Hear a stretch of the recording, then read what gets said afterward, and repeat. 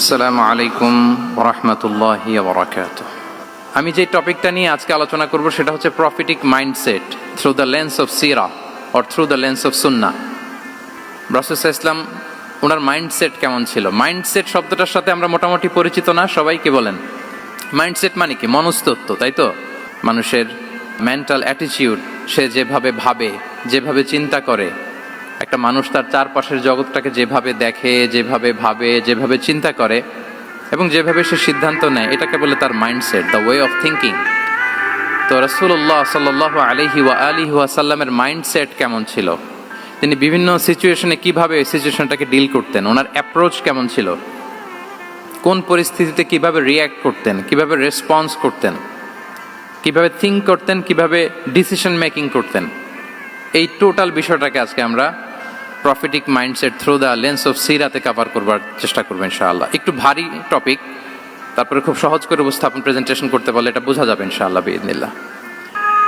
তাহলে আমি প্রায়ই রাসূল সাল্লাল্লাহু আলাইহি ওয়াসাল্লামের মাইন্ডসেট বোঝানোর জন্য সিরাতে ঢুকে যাব, মানে রাসূল সাল্লাল্লাহু আলাইহি ওয়াসাল্লামের আসিরা আল আতিরা আল মুবারাকা, ওনার বায়োগ্রাফিতে প্রবেশ করব এবং সেখান থেকে রেফারেন্সগুলো শেয়ার করব আপনাদের সাথে, এবং সুন্নাহ থেকে রেফারেন্স শেয়ার করব, যাতে করে আমাদের কাছে ক্লিয়ার হয় যে ওনার মাইন্ডসেটটা কেমন, দৃষ্টিভঙ্গি কেমন। আমরা অনেকে বলি না যে দৃষ্টিভঙ্গি বদলান তো জীবন বদলে যাবে, এটা বলি না আমরা?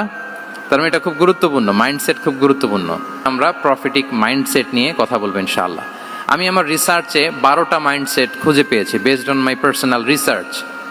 আরও কিছু মাইন্ডসেট থাকতে পারে, কিন্তু মেইনলি ঘুরে ফিরে এই 12টার মধ্যেই সীমাবদ্ধ রাসূল সাল্লাল্লাহু আলাইহি ওয়াসাল্লামের mindset.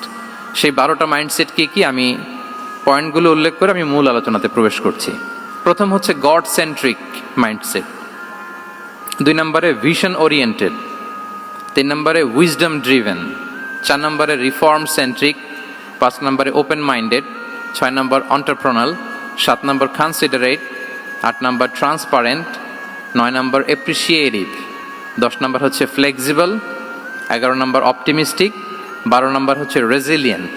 Based on my research, আমার ক্ষুদ্র গবেষণায় আমি খুঁজে পেয়েছি যে রাসূল সাল্লাল্লাহু আলাইহি ওয়াসাল্লাম এই ধরনের মানসিকতার অধিকারী ছিলেন, এই অ্যাপ্রোচের অধিকারী ছিলেন। প্রথম যেই মাইন্ডসেটটা নিয়ে আমরা আলোচনা করব সেটা হচ্ছে গড সেন্ট্রিক মাইন্ডসেট বা আল্লাহ সেন্ট্রিক মাইন্ডসেট। অর্থাৎ রাসূল সাল্লাল্লাহু আলাইহি ওয়াসাল্লাম যে কোনো কাজে তিনি আল্লাহ তাআলাকে ফিল করতেন, সব কিছু ছিল আল্লাহ তাআলা কেন্দ্রিক। যাই তিনি করতেন না কেন, একজন মহান সত্তার সন্তুষ্টির জন্যই তিনি সেটা করতেন। তিনি কে? আওয়াজ করে বলুন, তিনি কে? আল্লাহ সুবহানাহু ওয়া তাআলা। তার সন্তুষ্টির জন্যই তিনি সব কিছু করতেন এবং সব সময় তিনি এটা ফিল করতেন যে আমার আসল ভরসা স্থল হচ্ছে আল্লাহ তাআলা।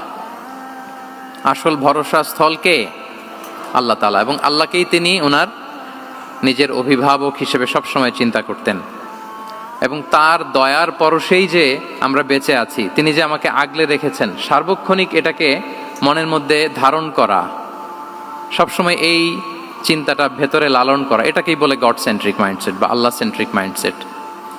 এই মাইন্ডসেটের অধিকারী যদি আপনি হতে পারেন, আপনি একটা ডিভাইন পাওয়ার শিল্ডের ভেতরে থাকবেন, একটা ডিভাইন প্রোটেকশনে থাকবেন। চারিদিকে তুফান, ঝঞ্ঝা, ঝড়, অনেক কিছু, কোনো কিছু আপনাকে স্পর্শ করবে না, কারণ আপনার গড সেন্ট্রিক মাইন্ডসেট আছে। একটা মহা শক্তিধর সত্তার সাথে আপনার সংযোগায়ন আছে, কানেক্টিভিটি আছে। সো প্রথম মাইন্ডসেটটা হচ্ছে গড সেন্ট্রিক মাইন্ডসেট। রাসূল সাল্লাল্লাহু আলাইহি ওয়াসাল্লাম সবসময় সবকিছু আল্লাহ তাআলার সন্তুষ্টির জন্য করতেন এবং তিনি ভাবতেন আমার কেউ না থাক, আল্লাহ আছে। যার কেউ নাই তার কে থাকে? আল্লাহ আছে। এটাই হচ্ছে গড সেন্ট্রিক মাইন্ডসেট।